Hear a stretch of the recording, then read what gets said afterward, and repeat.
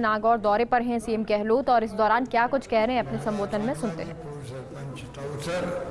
श्रीमती देवराई सोलंकी जी पूर्व प्रधान, श्री राम वल्लभ जी भाटी पूर्व अध्यक्ष हैदराबाद माली समाज और तमाम उपस्थित समाज के अन्य तमाम भाइयों बुजुर्गों माताओं बहनों, इतना बड़ा रूम आप बैठे हुए हो, बाहर जिस प्रकार से हम जाके आए वहाँ पर जो विवाह समारोह लगभग 140 से भी ज़्यादा जोड़े एक साथ बैठे हैं विवाह समारोह के अंदर 141 जोड़े हम सबके पास गए हैं वहाँ पूरे आपके क्षेत्र में और सबको अभिवादन किया, सबको बधाई दी। मुझे सबसे अच्छी बात ये लगी, इसके लिए तो समाज को बहुत बहुत बधाई कि आपने तीसरी बार ये इतना बड़ा आयोजन किया है, बहुत शानदार आयोजन किया है, बहुत सफल आयोजन किया है और ये परंपरा चली आ रही है। कई समाज में कई सामूहिक समाज कई समाज मिलके भी करते प्रोग्राम। इतना बड़ा प्रोग्राम होना, आयोजन होना, आयोजनकर्ताओं को भी जो वॉलंटियर्स लगे रहे हैं कार्यकर्ता, उनको भी बधाई देना चाहता हूँ। उनकी मेहनत का परिणाम है कि इतना बड़ा आयोजन करने में आप लोग कामयाब हुए हो, इसके लिए भी आपको बधाई। और तीसरी बधाई आपको ये है कि जुड़े बैठे हैं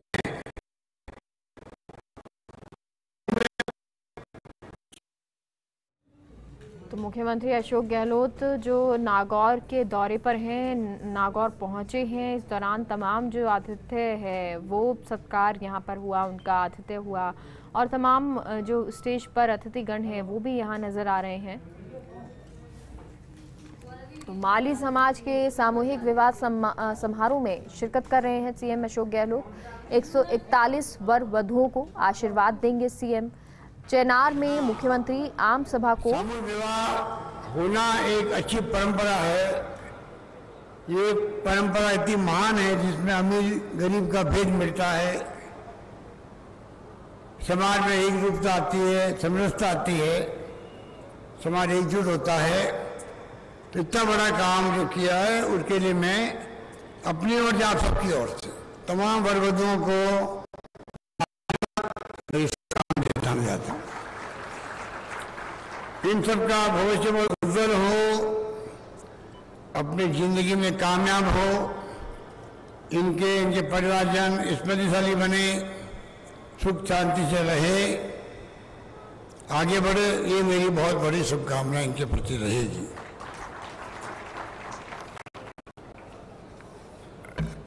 मुझे अच्छा लगा कि महात्मा ज्योतिबा फुले के नाम आज यहाँ हॉस्टल का लक्ष्मीदास जी महाराज हो। तो ये तस्वीरें आपको नागौर से दिखा रहे हैं जहां बड़ी संख्या में लोग भी पहुंचे हुए हैं, मुख्यमंत्री को यहां सुन रहे हैं। माली समाज के सामूहिक विवाह समारोह में शिरकत करने के लिए मुख्यमंत्री पहुंचे हुए हैं। 141 वर वधुओं को आशीर्वाद भी देंगे सीएम गहलोत और उससे पहले मैं बार बार कहता हूं कि ये बहुत जरूरी है कि सब जाति बिरादरी सब धर्म के लोग प्रेम से भाईचारे रहे, तभी हमारा देश आगे बढ़ सकता है, उन्नति कर सकता है। घर में झगड़े होते हैं वो परिवार के ऊपर नहीं आ सकता। ये बात लागू होती है जिले के लिए भी, प्रदेश के लिए भी, देश के लिए भी। जो शांति होगी, सद्भावना होगा, भाईचारा होगा, वो आगे बढ़ेगा, क्षेत्र चाहे कोई क्षेत्र हो। रूस और यूक्रेन में झगड़े चल रहे हैं, आप देखिए, टीवी देखते होंगे, कितने लोग निर्दोष लोग मारे जा रहे हैं, क्या क्या नहीं हो रहा वहां पर। तो वहां क्या विकास, मतलब विकास ध्वस्त हो रहा है।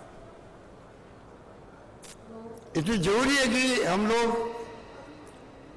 समाज के हिसाब से भी, आपके समाज में लक्ष्मीदास जी महाराज साहब को जो हम लोग पूछते हैं सदा ही याद करते हैं, क्योंकि उस जमाने के अंदर उनका बहुत बड़ा योगदान था,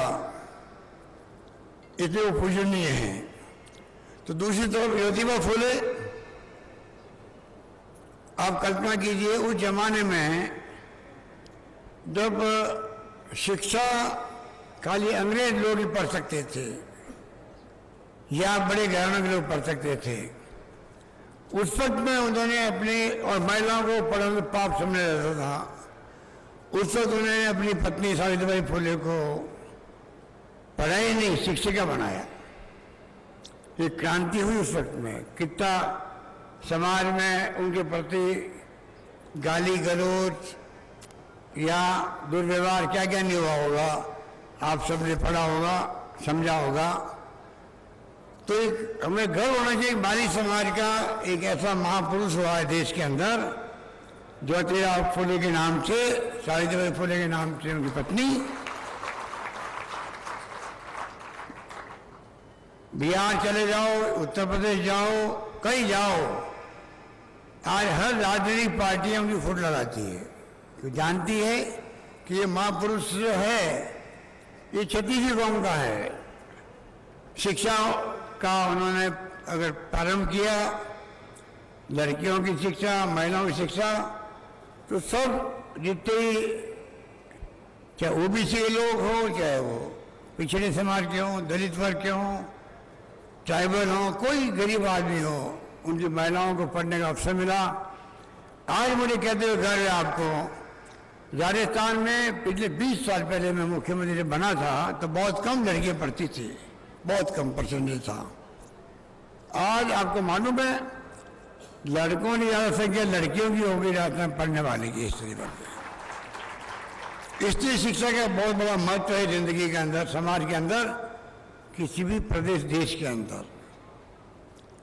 और आज से मिला हुआ उनको पंचायतों में भी और नगर निकायों के अंदर भी। राजीव गांधी के ज़माने में जो फैसला हुआ संविधान संशोधन होके, उसके बाद में ओबीसी वाले, SC ST वाले महिलाएं वार्ड पंच, सरपंच, प्रधान, प्रमुख सब बनने लग गई है, मेयर बनने लग गए। तो कई फैसले प्रगतिशील हुए हैं और आज भी महिलाओं को प्रमोट करने का देश सरकार का है, हमारी सरकार का भी है। हम कई फैसले कर रहे हैं बड़े बड़े। हमारी नेता सोनिया गांधी चाहती है कि पार्लियामेंट में और असेंबली में भी आरक्षण मिले महिलाओं को, 33% मिला आरक्षण। अब कोई आप ताली नहीं बजाओ, मैंने महिलाओं की बात करी है, महिलाएं हैं बहुत कम यहाँ पर। वो जो ताली बजाती वो कहाँ पर उनके लिए बात की जा रही है। ये पुरुष प्रधान देश है, इसलिए पुरुष जो है हावी है महिलाओं पर। आपको चाहिए कि आप महिलाओं को, अपनी बहन बेटी को आगे बढ़ाओ और उनको पढ़ाओ लिखाओ। जमाना बदल गया है, मोबाइल फोन, इंटरनेट आ गया है। राजीव गांधी के सपनों का भारत बन गया। आज दुनिया मुट्ठी में आपके, ज्ञान मुट्ठी में है। और अब जो है कोई जातियों और धर्म के नाम पे बात करने से कोई आगे नहीं बढ़ेगा।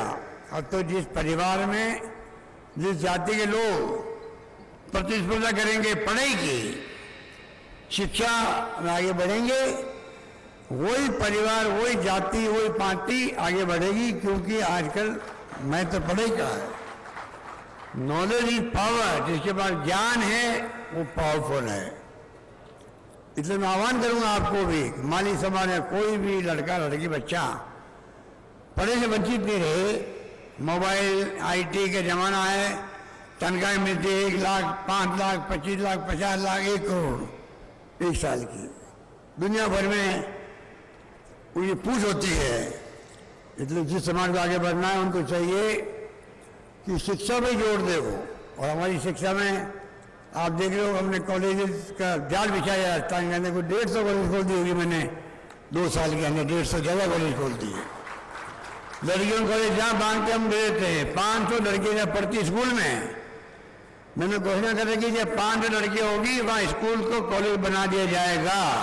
ये कर दिया हम लोगों ने, और ये बना दिया हम लोगों ने। हमारे यहाँ कृषि कॉलेज भी, लड़कियों कॉलेज भी, सब तरह कॉलेज खोले हम लोग। शिक्षा में बहुत आगे बढ़ गए हैं, राजस्थान में भी IIT, IIM, IIIT, एम्स है जोधपुर के अंदर, लॉ यूनिवर्सिटी है, आपके नागौर जोधपुर रोड पे सब कुछ आया हुआ है, आयुर्वेद यूनिवर्सिटी है, क्या नहीं है, निफ्ट है, FDDI है, पूरा संस्था का एरिया बना दिया हमने नागौर जोधपुर का जो आपका रास्ता है उस पर।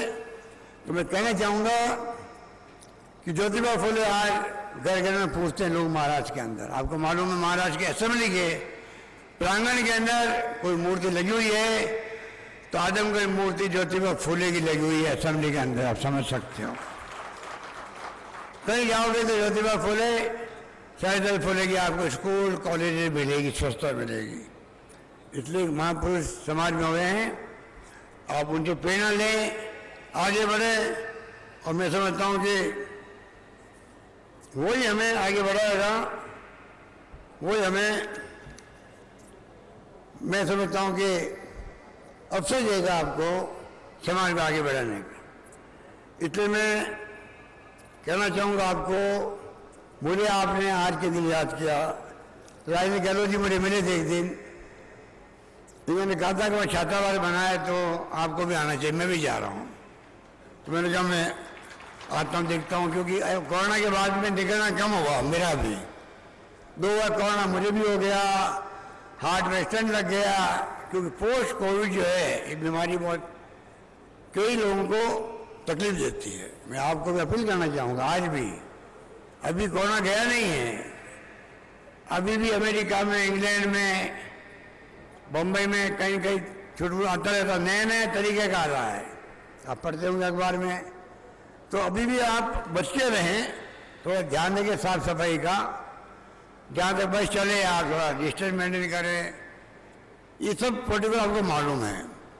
पर मुझे गर्व है आप पे कि आपने जिस प्रकार से समाज की सेवा की है, समाज की सेवा करना बहुत बड़ी बात है। आपके हैदराबाद से वहाँ बहुत संख्या में लोग रहते हैं हमारे समाज के, वो हमेशा ताउसर हो या नागौर हो या कोई क्षेत्र हो राजस्थान का, वो हमेशा ध्यान रखते हैं। बाबा साहब की कमी नहीं है, 2 पैसे कमाने वाले लोग वहाँ रहते हैं। मैं समझता हूँ कि ये तो आप हमेशा करते आ रहे हो, और इसीलिए ये उत्सव जो है आज ये बहुत शानदार तरीके से संपन्न होने जा रहा है। और उन्होंने जो इमदाद दी है, किसी ने भोजन का व्यवस्था करी है, किसी ने इनको प्रतीकात्मक दहेज का सहयोग किया है। मैं समझता हूँ कि उन तमाम लोगों को, बाबा साहब को मैं अपनी ओर से, आप सबकी ओर से बहुत बहुत धन्यवाद देना चाहता हूँ। और बाकी तो सरकार क्या कर रही है आपको मालूम है, हमने कोई कमी नहीं रखी है। हमने आज तो रामनवमी है, तो आप सबको मेरी शुभकामनाएं रहेगी, बधाई आप सबको। और साथ में मैं कहना चाहूँगा आपको, हमारा बजट जो है 10 लाख का बीमा किया है सबका, चाहे गरीब हो अमीर हो, पूरे प्रदेशवासियों को।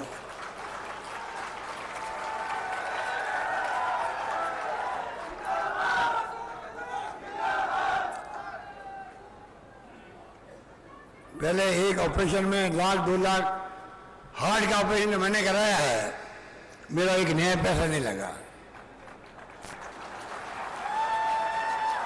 आप बताइए, आपका किसी का पैसा 1 रुपया खर्च नहीं होगा, तो अब इससे बड़ा क्या हो सकता है कि 1 लाख 2 लाख 3 लाख 4 लाख 10 लाख सब तक का ऑपरेशन हो, किसी तरह का भर्ती होना पड़े वो भी। और मैंने एक काम और किया है, IPD OPD भर्ती होना या भर्ती नहीं होना, उन मरीजों के लिए भी सरकारी अस्पतालों के अंदर और पूरी तरह फ्री इलाज होगा, कोई पैसा कोई दवाई नहीं मांगाएंगे वहां से, वो फ्री कर दिया। तीसरी बात सुना आप,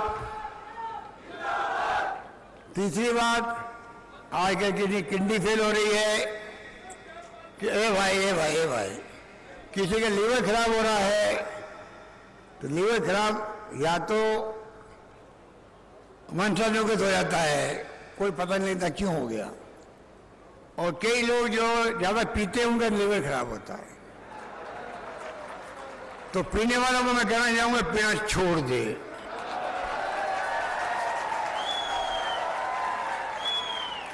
लीवर खराब होगा और उसको शुरू रहेगा, बहुत मुश्किल काम है। हालांकि कई लोग नहीं पीते तो लीवर खराब हो जाता है। तो मैंने व्यवस्था करी है कि अगर 10 लाख के अलावा भी अगर लीवर खराब हो गया तो 15-20 लाख में खर्च होते हैं।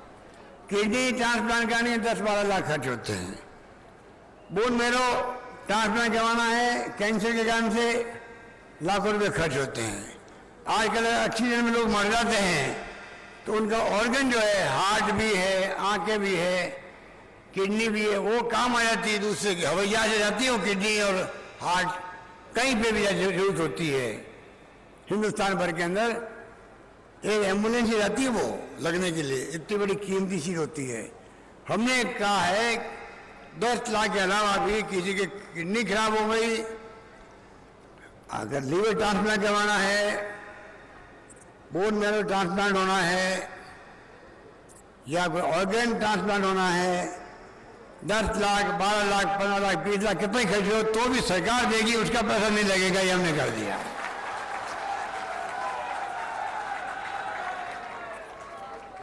इस प्रकार से मैं समझता हूं कि एक लंबी फहरिस्त है। किसानों का अलग बजट पेश किया मैंने, अलग बजट पेश होना बड़ी बात है।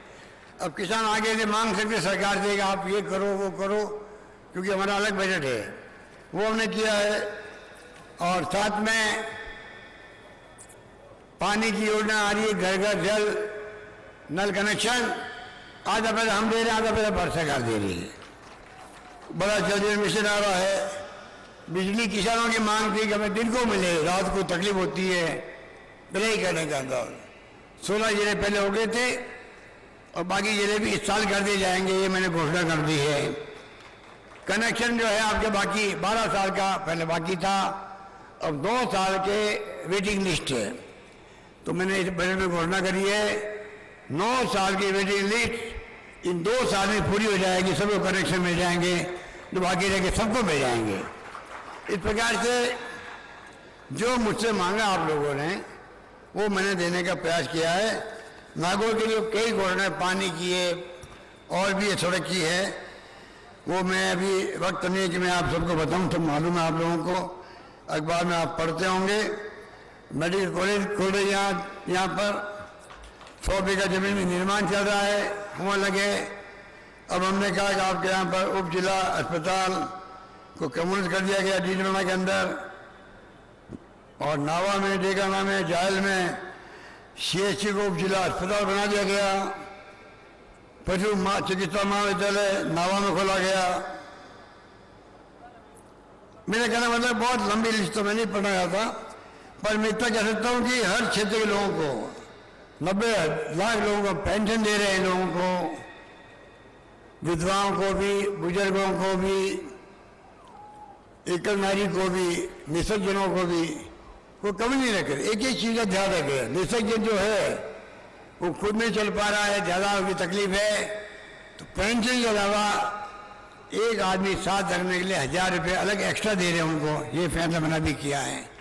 तो फैसले मैंने कई किए हैं, इसलिए मैं आपको इस मौके पर लंबी बात नहीं कहता हुआ आप सबको मैं मुबारकबाद दूंगा।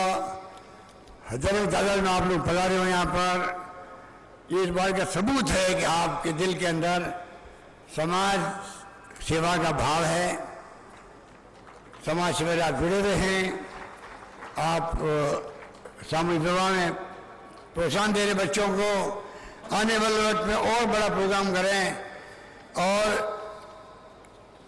मौका लगे समाज और सब समाज मिलकर के कई प्रोग्राम ऐसे हो रहे हैं, हमें जाने का मौका मिलता भी है, जहाँ पर सब समाज के लोग मिलकर भी सामूहिक विवाह करते हैं। तो कोई न कोई तरीके से काम होते रहना चाहिए। जब कभी मौका लगेगा मेरा भी, तो मैं फिर आने का प्रयास करूंगा। यही बात कहता अपनी बात समाप्त करता हूं। धन्यवाद। जय हिंद। धन्यवाद। बहुत बहुत धन्यवाद माननीय मुख्यमंत्री महोदय। आज का तो मुख्यमंत्री अशोक गहलोत जिन्हें आप सुन रहे थे और अपने संबोधन में कई बातें उन्होंने की। जल जीवन मिशन के अलावा अन्य योजनाओं का उल्लेख उन्होंने किया।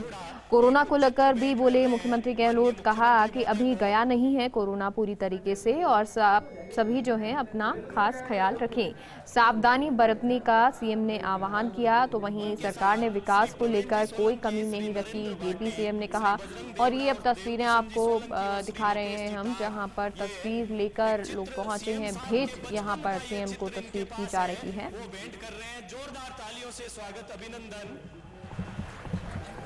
साथ में श्री पुखराज जी सांकला, डायरेक्टर सर्वोदय कॉलेज, आप भी भेंट कर रहे हैं। यह चित्र माननीय मुख्यमंत्री जी का ये बचपन का चित्र है। और एक बार जोरदार तालियां पुनः सीएम साहब के लिए इस उद्बोधन